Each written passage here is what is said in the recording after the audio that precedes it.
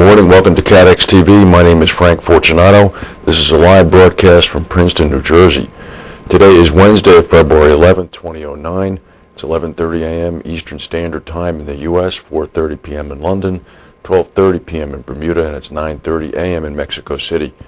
If you need to reach us during the broadcast, you can phone in toll-free at 1-866-67-CATEX.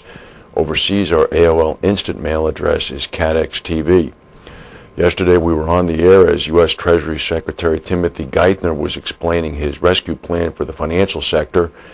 We predicted optimistically that the stock market would right itself at some point during the day. As you know, it did not. It was down 386 points. It's treating Secretary Geithner's plan a little bit better today. It's ahead. Yesterday, in the U.S. Senate, the stimulus plan was approved. And early reports today indicate that the conference committee between the House of Representatives and the Senate are making quote-unquote good progress. Meanwhile, in Florida yesterday, President Obama was enthusiastically welcomed in Fort Myers on the West Coast, where he was introduced by the Republican governor of Florida, Charlie Crist. Now to our main news. This is coming from Bermuda. XL Capital has ended an awful year with a net loss of $2.63 billion. The Bermudian reinsurer's CEO, Michael McGavick, warned of, quote, a meaningful reduction in gross written premium in 2009 and plans to cut its current workforce by 10%.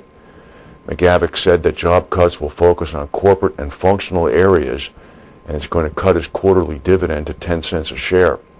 The fourth quarter of 2008 contributed more than half of the full-year deficit, with a $1.4 billion net loss driven by a $990 million non-cash write-down of goodwill carried from its 1998 acquisition of Mid-Ocean Re and other temporary impairments of $608 million that included an investment portfolio restructuring charge of $400 million. Mr. McGavick said the company has, quote, ample capital to maintain its ratings at their current level, and said expense-cutting measure would cost $60 to $80 million, but would reduce XL's underlying expense base by up to $120 million a year from 2010 onwards. However, the impact of the S&P downgrade ahead of the 1109 renewal season from A+ to A already has had an impact on the volume of long-tail business written. This is according to McGavick. McGavick said 2008 has been the toughest year in XL's history, albeit one in which we have finally put a number of issues behind us. Marsh McLennan posted a 5.9% drop in fourth quarter net income on higher restructuring costs, as soaring earnings at its core insurance brokerage business were offset by a slump at its consulting arm. Marsh Mac reported net income of $80 million, or 15 cents a share, compared with $85 million, or 16 cents a share a year earlier. Revenue fell 8.7% to $2.66 billion. Analysts surveyed by Thomson Reuters were expecting earnings of 32 cents a share on revenue of $2.98 billion.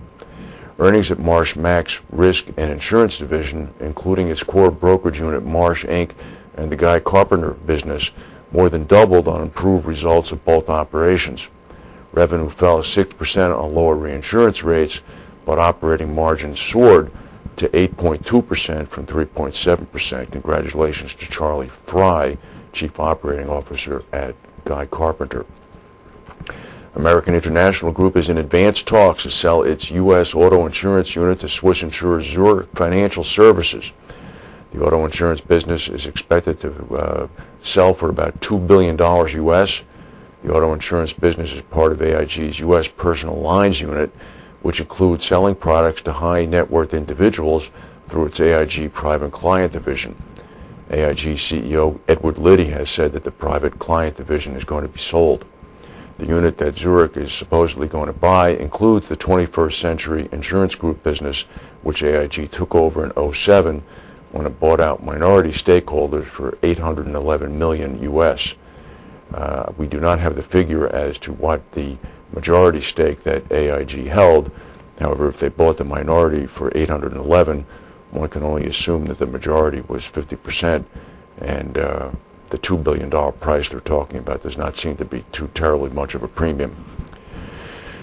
In some other news yesterday, resulting from Secretary Geithner's discussions, insurers apparently will not be allowed to participate in the federal government's bailout program. Only federally regulated financial institutions will be eligible for the aid programs.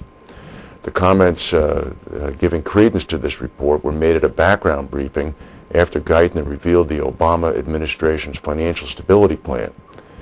Apparently, the Treasury official who gave the briefing said explicitly that insurers who had applied for aid under the program, this would be the TARP, could not receive funds. The group reportedly included 12 life insurers who already had or were approved to have thrift holding companies or bank holding company units, as well as troubled bond insurers. This official said no insurance companies will be allowed to participate. Only federally regulated institutions will be allowed to participate in the capital purchase program under the TARP. They will be allowed to participate, meaning the insurers, in a new program that will allow financial institutions to sell troubled assets to the private market with government guarantees. This is not good news for people like the Hartford and Prudential and some others who actually, in Hartford's case, went out and purchased a thrift that was federally chartered in order to apply for these funds. No word yet from any of the insurers. In the Netherlands, the Dutch bank and insurer group ING said this morning that it will cut 2,700 jobs in Holland as part of an earlier announced worldwide job reduction program. ING said it will lay off around 1,000 permanent workers in the Netherlands. The other 1,700 jobs will be achieved by firing temporary workers and a hiring freeze. Back in January, ING announced it would cut 7,000 jobs worldwide, which is 6% of its 125,000-person workforce. And to the southeast this morning, Credit Suisse came out with some news.